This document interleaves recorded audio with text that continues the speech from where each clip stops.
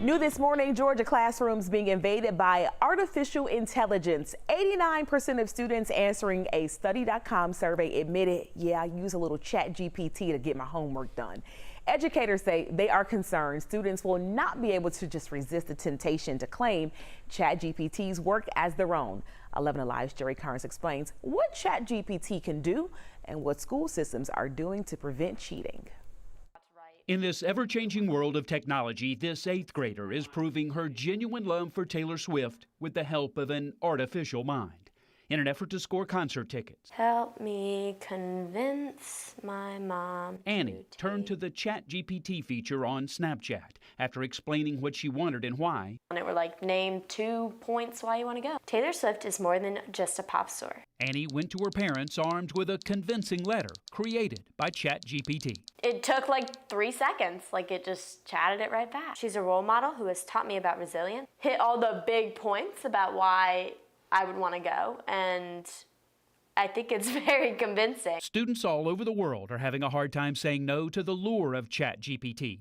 Just ask and it will provide ideas for an essay on Ernest Hemingway. Explore Hemingway's complex personal life. Students who let ChatGPT do all the work risk a failing grade. There's a useful place for it, but we don't want it to replace genuine teaching and learning. Derek Wilson is the Dean of Technology at Greater Atlanta Christian. He's helping students and teachers here make good use of ChatGPT, while at the same time cautioning students. What is and isn't plagiarism? What if I'm using it to generate ideas? Or what if I'm using it to help me outline the paper, but I write it? And again, those are conversations that need to happen with the teacher. DeKalb and Fulton County have blocked ChatGPT on student devices while at school. Gwinnett County has warned students that if they use ChatGPT, they have to cite it as a source and will be held accountable if the information is wrong.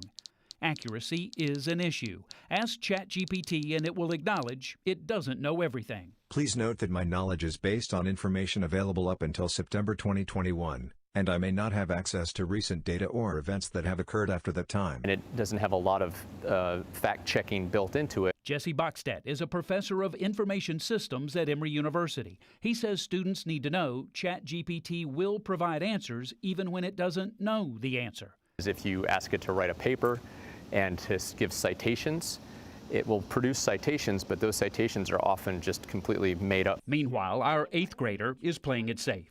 Annie was upfront with her mom about the author of that Taylor Swift letter, and she was sold, yeah, because here I am. We're going in Paris. Her family has tickets to next spring's concert in Paris.